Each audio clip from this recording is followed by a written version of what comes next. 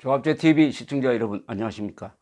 2018년 11월 16일 금요일 저녁 6시 28분입니다. 남북군사합의서의 잉크도 마르기 전에 김정은이가 노골적인 대남 협박을 하는 행각을 보였습니다. 북한 매체들은 오늘 김정은이가 새로 개발한 첨단 전술 무기 실험을 지도했다고 보도했습니다. 조선중앙방송, 노동신문 등은 무슨 무기인지는 밝히지 않고 김정은이가 북한군의 무기 실험을 현장에서 지도했다라고 이야기를 했는데, 이것은 지난해 11월 29일 대륙간 탄도미사일 화성 15형 발사를 한 지 1년 만에 공개된 무기 실험 현장 시찰입니다. 중앙방송은 북한 중앙방송입니다. 김정은이 국방과학원 시험장을 찾으시어 새로 개발한 첨단 전술무기 시험을 지도하셨다. 우리 당의 정력적인 영도 아래 오랜 기간 연구개발되어 온 첨단 전술무기는 우리 국가 영토를 철벽으로 보유하고 인민군대의 전투력을 비상히 강화하는 데서 커다란 의의를 가진다.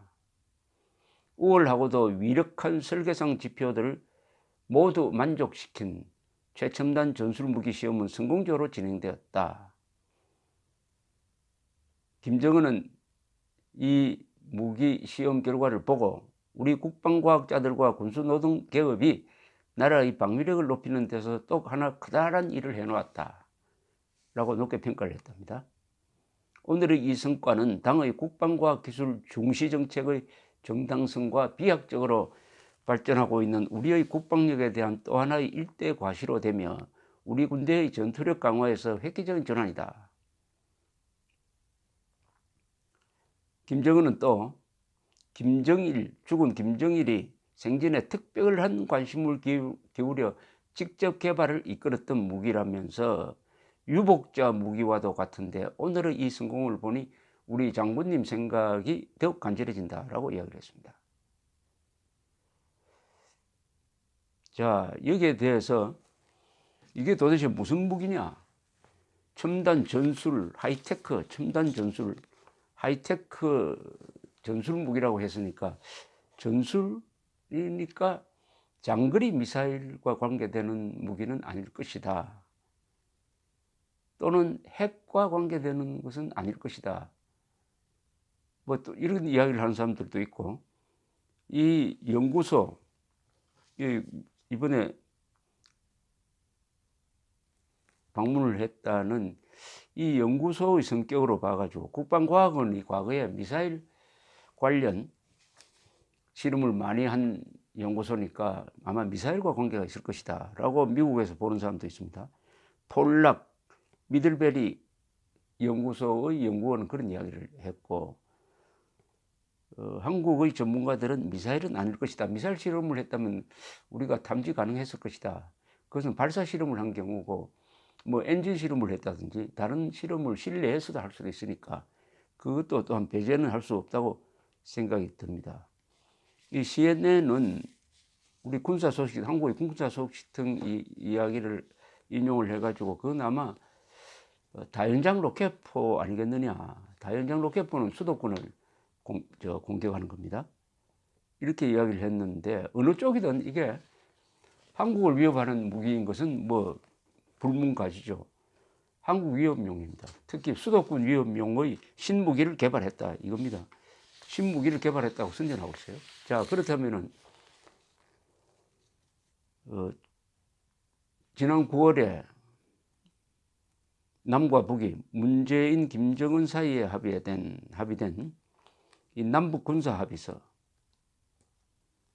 남북 군사 합의서를 좀 따져볼 필요가 있습니다. 남북 군사 합의서는 시작이 이렇게 되어 있습니다. 남과 북은 한반도에서 군사적 긴장 상태를 완화하고 신뢰를 구축하는 것이 항구적이며 공고한 평화를 보장하는 데 필수적이라는 공통된 인식으로부터 한반도의 평화와 번영, 통일을 위한 판문점 선언을 군사적으로 철저히 이행하기 위하여 다음과 같이 포괄적으로 합의하였다.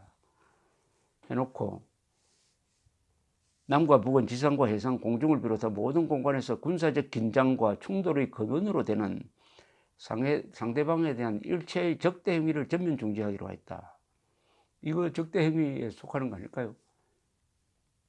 대한민국을 때릴 수 있는 신무기를 개발했다고 김정은이가 가서 축혀주고 칭찬하고 하는 거, 이거 상대방에 대한 적대 행위 아닙니까? 상방은 합의서에 이런 게 있습니다. 합의서 1항입니다.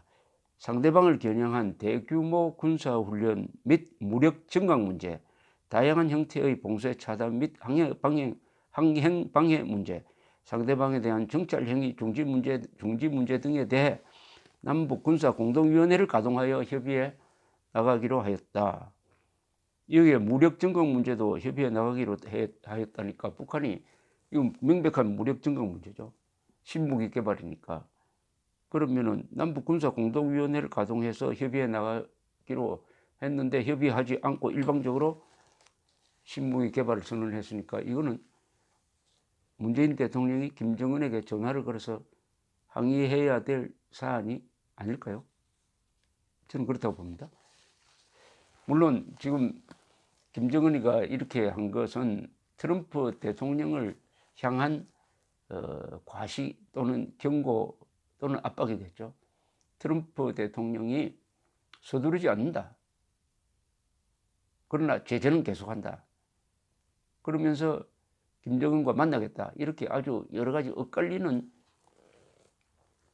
신호를 보내오는 중에서 가장 확실한 것은 대북 제재를 강화하는 겁니다. 대북 제재를 풀지 않겠다고 하면서 이번에 펜스 부통령이 이 싱가포르에 있었던 아세안 정상회담에 참석해가지고 만나는 지도자마다 대북 제재를 지속해야 한다라고 강조를 했고 한국을 뺀 다른 나라들은 다 협조하겠다고 했습니다.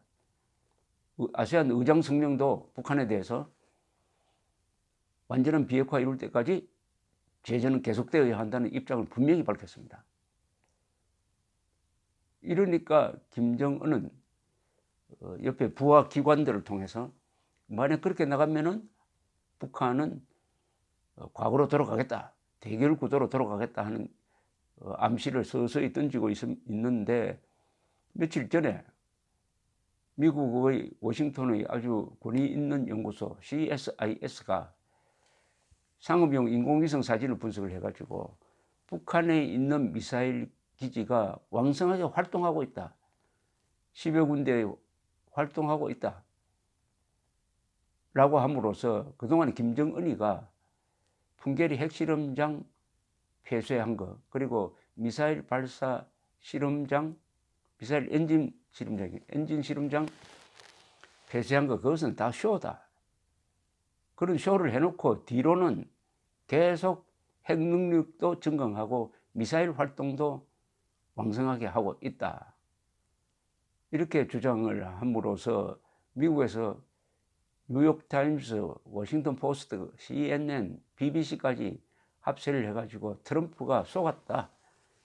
6월 12일 김정은 만나가지고 북핵 문제 다 해결했다고 했는데 이게 진전된 게 하나도 없지 않느냐. 앞으로 다시는 김정은 만나지 말라 하는 압력이 커지고 있는 이런 상황에서 김정은이가 이번 신무기 개발을